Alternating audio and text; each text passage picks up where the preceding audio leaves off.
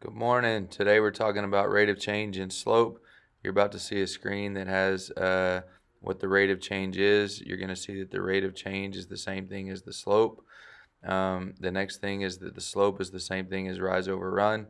When you have rise over run, you have a change in y over the change in x.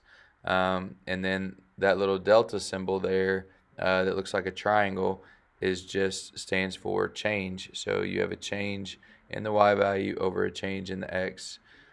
When you have that, okay, the way that you find change or the way you find the difference in something is to do subtraction. So if you have 2 points, you're just going to take the two y values and subtract them on top, and then take the two x values and subtract those on the bottom. All right. And then you're going to see the m at the end. I don't know why m stands for slope, but it does. So when you see an m in a formula, that m represents the slope. So we're about to get started with the rest of our lesson. I hope that all makes sense.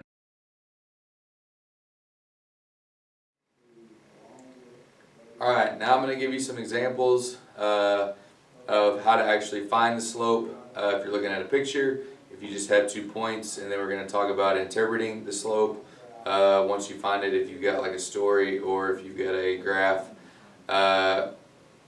that's got some labels on it, that way you can interpret what's going on. So first of all, we're going to start with if you just have a graph. Okay, if you just have a graph like we talked about a second ago, the easiest thing to do is just count rise over run. Okay, rise over run. So when I count that, I just pick a point to start at, and I'm going from one point to another point on that line.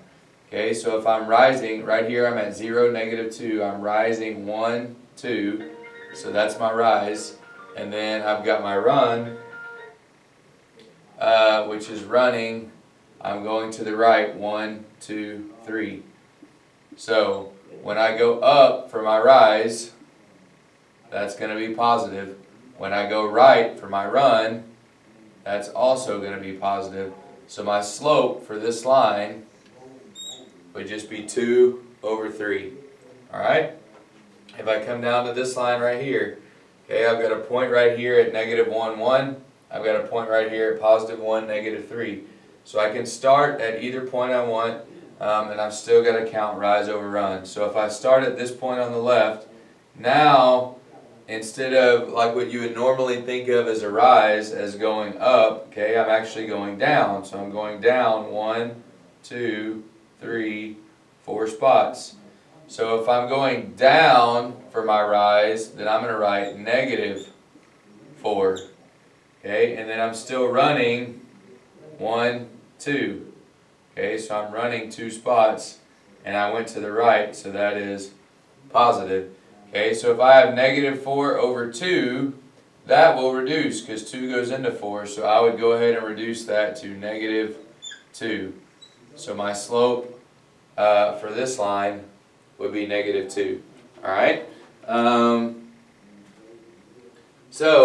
The next one, we have a vertical line. Okay, this is going to be really important for us to understand and remember. Okay, I can still count rise over run. Okay, if I start at this bottom point and I rise, I'm rising 1, 2, 3, 4. So my rise is 4, but my run, I'm not running anywhere. Okay, my run is 0. Okay, well, you're not allowed to divide by 0. Okay, it's just something you can't do. So because you're not allowed to divide by 0, then the slope is actually called undefined.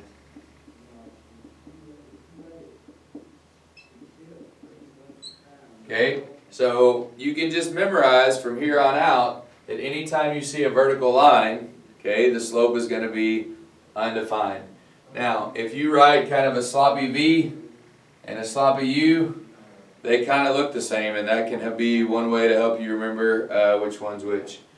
Okay, if we have a horizontal line, okay, like down here at the bottom, okay, I can still count rise over run. Well, if I'm going from this point to this point, my rise is 0 because I'm not going up anywhere, I'm just staying the same. And then my run would be 1, 2, 3. So 0 divided by 3 is 0. Okay, which is fine. So anytime I have a horizontal line, the slope is going to be 0. And that's something you can just memorize. You don't have to actually count it out every single time. Okay. Now, the other trick that I like to use is number 1, horizontal has a z in it, and 0 starts with a z, so it's kind of easy to remember that the horizontal line is going to be the 0 slope. Other people have said horizontal has an O in it that kind of looks like a 0, so that's another way to remember. Alright, now, if you don't have a picture, okay, if you don't have a picture to count rise over run, okay, rise, remember, is just the change in the y values, and run is just, remember, the change in the x values. So when you're trying to figure out what the change of something is, you're going to subtract. Alright? So if we're going to subtract, we're going to say, if we have 2 points, we're going to say y2 minus y1, we're just subtracting the two y values, and then over x2 minus x1. So we're subtracting the two x values on the bottom. So I have my 2 points. You see I've already got them labeled x1 and y1, x2 and y2. It doesn't matter which point is which. Okay, if I wanted to do it the other way I could. But for this example, I'm going to leave this as point number 1 and this is point number 2. So my y2 is 3. I would say 3 minus, and then my y1 is negative 3. Over here, I would say x2 is 5 minus, and my x1 is 0. Now, minus a negative is going to become positive.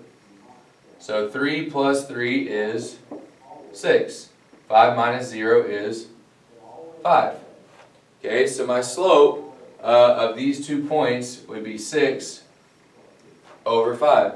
So if I was going to graph it, I would go up 6, and then I would go right 5. Okay, if I had to graph something. Alright, I've got another point over here, set of points over here. I've got negative 3, 2, and I've got negative 2, negative 3. So if I'm trying to find the slope of those 2 points, I'm just going to plug it in my formula once again. I've already got them labeled x1, y1, and x2, y2. Alright, so I'm going to take my y2, which is negative 3. I'm going to put my minus, and this time I have a 2. Alright, then I've got my x2, which is negative 2, minus, and I put my x1, a negative 3. Okay, well on top I have a negative 3 and a negative 2, so that's going to make negative 5. And on the bottom I've got this minus a negative. Well, minus a negative is going to turn into a plus. So now I have a negative 2 and a positive 3. Okay, if I have a negative 2 and a positive 3, it's the same thing as just 3 minus 2. Okay, so that would just be 1. Alright, so if I have a negative 5 divided by 1, then my slope is just negative 5. Now, if I'm writing it, putting it in an equation, something like that, then I would just leave it negative 5. If I actually have to graph it or draw it, then I would want to leave it negative 5 over 1. Because now, when I have this negative 5, that means I'm going down 5, and then I'm going right 1. Okay? So, you got to think about that when you're trying to graph. Alright, the next thing you're going to have to do is you're going to have to maybe graph a line on your own, which you should know how to do that. Or there may be a line graph for you and they just want you to find and interpret the slope. So if I'm looking at this picture, my x-axis is labeled number of cookies. Okay, my y-axis is labeled calories, which this is bad for me because I love cookies. Alright, but here we go. So I can tell it looks like that one cookie right here is 20 calories. And I've got this point right here at 0, 0. So if I was going to count my rise over my run, I could start here. I could say I'm rising 20. Now, this is the tricky part. You can't just count boxes. I can't just say up 2 and over 1 because this is counting by 10 and by 20. Okay, so it's going up by 10. So I've got to make sure when I'm counting my rise over my run that I'm saying that I'm going up 20. Okay, and then I'm running 1. So my slope would be 20. Okay, my slope would be 20. Well, what does that mean? Okay, what it means when it says interpret is I've got to tell in words, okay, what that 20 represents, okay? So I would say each cookie has 20 calories. Okay, and that's how I would interpret what that means. Alright, so hopefully everything made sense and you're going to be good to go. So good luck and have a great day.